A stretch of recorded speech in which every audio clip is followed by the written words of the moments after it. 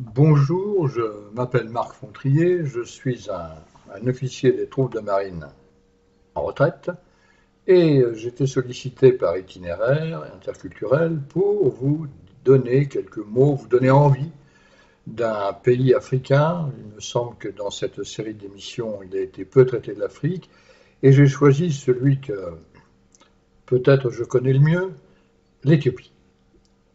Alors l'Éthiopie, pourquoi l'Éthiopie? Pourquoi cette intervention? Eh bien, je travaille régulièrement pour Itinéraire interculturel, notamment en ce qui concerne les pays de l'Afrique subsaharienne et à propos de l'islam, stricto sensu. L'itinéraire interculturel, pourquoi? Eh bien, c'est une aventure qui m'est arrivée tout à fait par hasard pour dépanner un jour un camarade qui cherchait un intervenant ayant mis les pieds dans un pays difficile ou sensible. Et finalement, eh bien, c'est l'histoire de j'ai vu de la lumière, je suis monté et j'ai fini par rester parce que je trouvais une équipe de travail sympathique. Je n'étais pas en recherche d'emploi. D'autres consultants sur des pays que je ne connaissais pas, des continents que je ne connaissais pas, et que j'avais l'occasion de fréquenter, d'échanger et de changer par là même certains de mes points de vue sur des pays que je connaissais mieux. C'était une opportunité. Alors itinéraire, qu'est-ce que c'est? Eh bien, c'est un réseau d'une centaine de consultants référencés. C'est un cabinet qui couvre 170 pays sur la planète, ce qui fait quand même déjà une grande partie des possibilités. Itinéraire, c'est aussi une maison qui maintenant est ancienne, c'est le pionnier dans l'interculturel, c'est le pionnier, c'est-à-dire depuis 1997, une expansion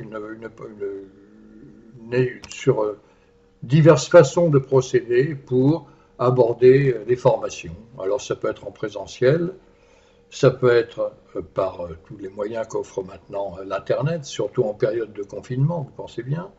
Et c'est ainsi que je me retrouve maintenant à vous parler de l'Éthiopie. Alors l'Éthiopie, c'est un pays étrange. Euh, L'itinéraire m'a demandé de choisir ou un proverbe ou une expression ou quelque chose pour introduire le pays, pour introduire l'idée que je m'en fais, l'idée que l'on peut s'en faire. Le mot que j'ai choisi, c'est celui-ci. Alors, bien sûr, ça vous parle très très peu, je suppose, puisque c'est en écriture éthiopienne. Ce mot se lit tatek. Tatek, en amharique, c'est une injonction. C'est une injonction. Ça veut dire équipe-toi. Euh, Littéralement, ceins-toi, mets ton épée autour de toi. C'est lorsque les Anglais, dans la deuxième partie du XIXe siècle, s'apprêtaient à monter à l'assaut du plateau éthiopien, l'empereur Théodros demande à sa femme conseil sur la chose qui lui semblait à elle le plus opportun de faire, la méthode, la stratégie. Elle n'a pas hésité un moment, elle l'a regardé, elle lui a dit Tatek, et elle lui a tendu son épée. Et ça, c'est très éthiopien. Ça, c'est très éthiopien.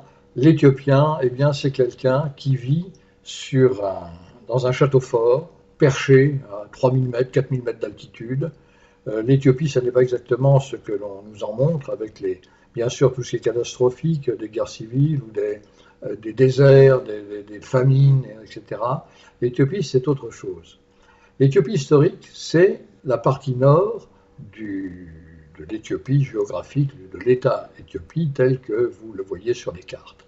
L'Éthiopie, c'est donc un haut plateau, et c'est un haut plateau très difficile d'accès. Quand on arrive en avion, par exemple, de Djibouti, par exemple, l'avion vole à 400-500 mètres sol, et tout à coup, vous voit devant le pilote se dresse un mur, un mur, et l'avion, donc, d'un seul coup, va prendre de l'altitude pour monter sur ce haut plateau. Alors, en avion, c'est aisé, à pied ou quels que soient les moyens utilisés, c'est beaucoup plus compliqué. C'est beaucoup plus compliqué, surtout quand il faut traverser un désert qui est d'une aridité sans égale. Cette situation en hauteur, en grande hauteur, a fait de l'Éthiopie donc quelque chose qui était géographiquement relativement isolé, et a fait également, a trouvé également un autre motif d'isolation par le fait que cette Éthiopie est chrétienne et qu'elle est complètement isolée pendant 1200 ans au milieu d'un univers musulman. L'Éthiopie, en effet, est chrétienne depuis avant l'Occident, avant la Gaule. La Gaule est chrétienne à peu près à partir de 487, 490, la bataille de Tolbiac. Les Éthiopiens le sont depuis 350, 370, sur un modèle de christianisme qui est différent du nôtre, qui est un modèle monophysite, que nous résumerons là pour en parler brièvement, sobrement, puisque nous sommes entre nous, de Coptes. Hein, de Coptes. Cette identité chrétienne d'un peuple perché sur les hauts plateaux a contribué à un isolement. Mais un isolement étrange, parce que cet isolement a finalement eu toujours des canaux de contact avec l'extérieur, que ce soit d'ailleurs avec ce monde musulman, ou que ce soit bien sûr, quelques siècles plus tard, avec d'abord les Portugais et puis les Européens dans leur ensemble. Des contacts également avec des marins qui venaient d'Inde, qui venaient du Golfe Persique. Ces gens-là sont montés, mais n'avaient pas vocation à rester. Alors cet isolement est tellement particulier que quand les Éthiopiens ont vu arriver du monde dans leur espace, eh bien, ils ont d'abord jugé s'ils étaient hostiles, et s'ils ne l'étaient pas, ils ont plutôt été bien accueillis. Et à un point tel que nombre de visiteurs, alors les premiers visiteurs 17, 18e siècle, les premiers Européens, eh bien, n'avaient plus du tout envie de partir. Et certains même, je pense à Nathaniel Pierce, à d'autres, se sont, ni plus ni moins, installés en Éthiopie.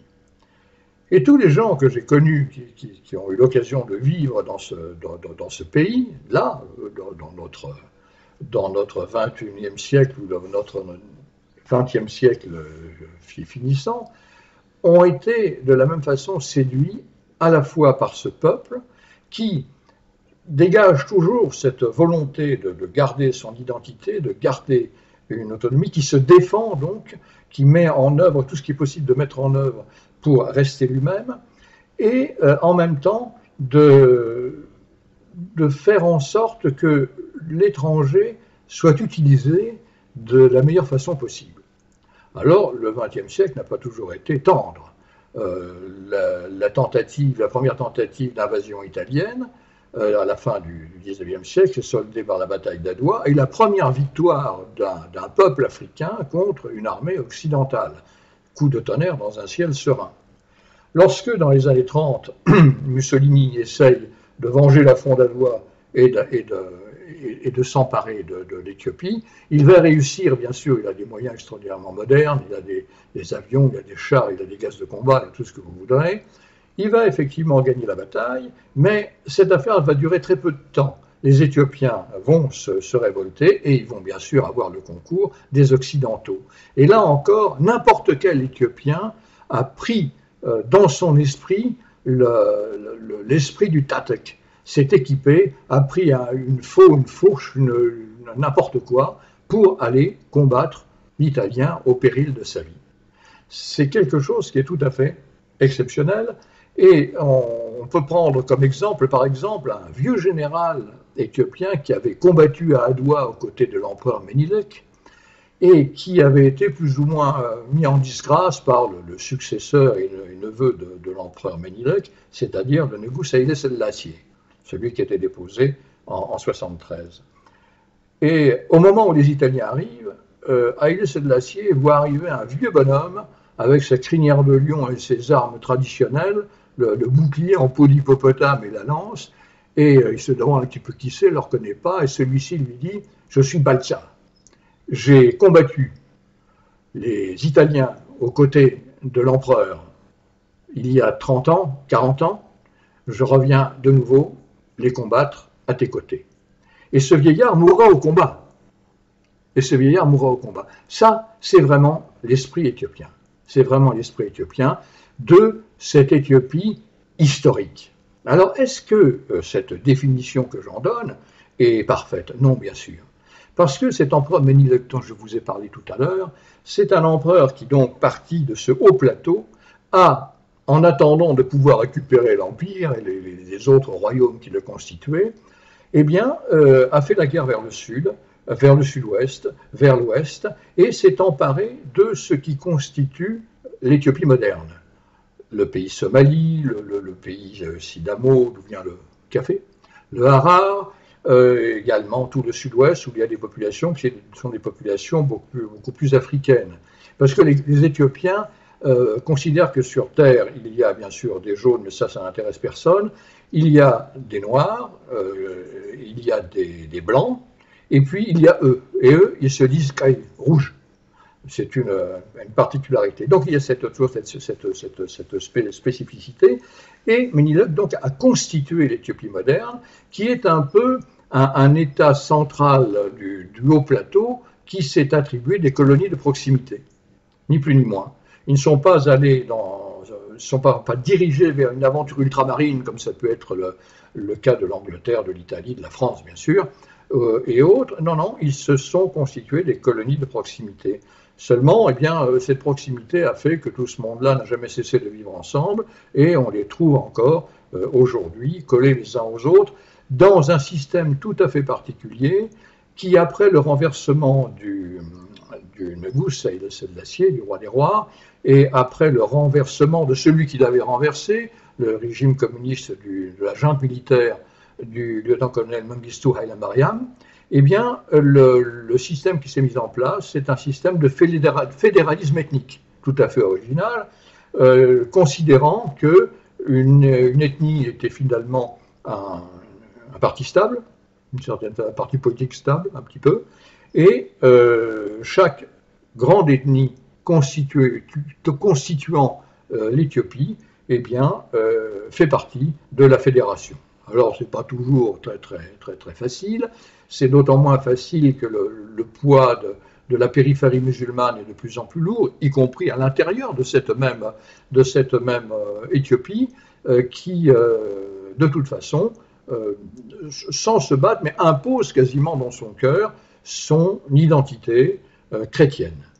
Identité chrétienne et également une identité, notamment linguistique, qui vient davantage de la péninsule arabique. L'amharique, la langue officielle de l'Éthiopie, dont je vous ai donné un mot tout à l'heure, le Tatek, et montré l'écriture, est une langue sémitique, avec bien sûr un métissage avec des langues régionales. Alors, il y a une dernière caractéristique dont je voudrais vous faire part avant de vous laisser la parole à vos questions.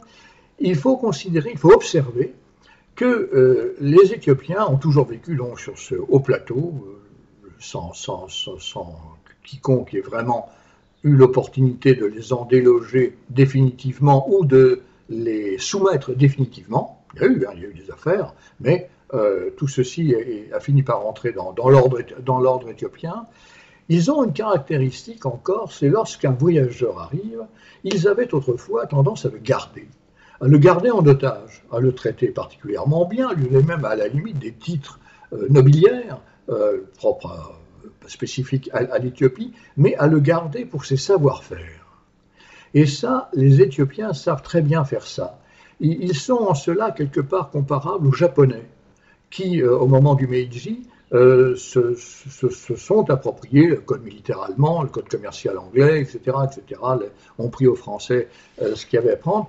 Et les Éthiopiens sont un petit peu comme ça. Alors, ils se sont surtout lancés dans ce genre d'affaires sur un plan technique. Et on a vu très rapidement des architectes portugais construire des châteaux des empereurs à Gondar. Et là, on est au XVIIe siècle, XVIe, XVIIe siècle. On a vu, pour faire un petit bond dans le temps, un bonbon même, l'empereur Ménilek garder, mais alors sans les forcer en ce qui le concerne, à sa cour, des techniciens, des gens en lesquels il a cherché confiance. La France, à cette époque-là, était le pays en pointe à l'intérieur du système éthiopien. L'empereur Ménilique avait une grande confiance dans certains de ses conseillers français. C'est ainsi que énormément d'industries, de petites industries se sont installées. Alors ça va de la fabrique d'une petite usine pour fabriquer la poudre à canon, jusqu'à l'installation, bien sûr, du chemin de fer franco-éthiopien qui, à la fin du XIXe siècle, va relier Djibouti, qui est sorti des sables en 92, à Addis Abeba, la toute récente capitale de l'Éthiopie, la nouvelle fleur, établie dans les années 1880 par l'empereur Ménilique lui-même. Donc on a ce réflexe de l'Éthiopie d'aller très très volontiers chercher ailleurs quelque chose qu'on lui propose et qui va lui sembler pertinent. Et en cela, les entrepreneurs occidentaux, après la chute de Mengistu, ont compris cette affaire-là très très vite. La France un peu moins, pour des raisons qui sont un peu délicates de développer ici, mais d'autres pays, les premiers ont été les anglophones bien sûr, et maintenant, comme un peu partout ailleurs, c'est la Chine qui propose ses savoir-faire, mais avec toujours ce que ne mesurent pas vraiment les intervenants en question, avec toujours l'hypothèse où, au cas où ça ne marcherait pas, où ça ne marcherait plus, où ça ne conviendrait plus à la société éthiopienne, la possibilité de se faire fiche à la porte avec perte et fracas et sans autre forme de procès. Ça, c'est l'Éthiopie aussi. C'est l'Éthiopie parce que Tatek, équipe-toi, c'est équipe-toi pour combattre, c'est équipe-toi pour te protéger, c'est équipe-toi en accaparant les équipements que peut te proposer l'autre, mais c'est également ça. Voilà, parler de l'Éthiopie, c'est parler d'un monde, c'est quelques idées que je vous délivre brièvement là, ne peuvent bien sûr pas retracer le monde des hauts plateaux. Mais si vous pouvez y travailler, allez-y, il n'y a pas plus agréable. Ces gens sont courtois, c'est un pays qui a un vouvoiement, c'est toujours bon signe quand une langue a un vouvoiement. C'est un pays où les femmes sont belles, où les hommes sont agréables, ce peut être de très très bons compagnons. Ce sont des gens qui peuvent être durs en affaires, mais c'est vraiment un pays absolument fascinant. Et la vie sur les hauts plateaux, c'est la proximité du ciel. Voilà, je suis désolé, si vous m'entendez de cette façon, c'est que nous n'avons pas pu entrer en contact par les moyens ordinaires du progrès. Je suis confiné, moi, aux confins, c'est le cas de le dire, de la Bretagne, et mon Internet ne permet pas tout. Je suis bien sûr sur le point de répondre aux questions que vous voudrez bien me poser. Voilà, je vous souhaite, dans l'attente de vos questions, je vous souhaite un voyage en Éthiopie.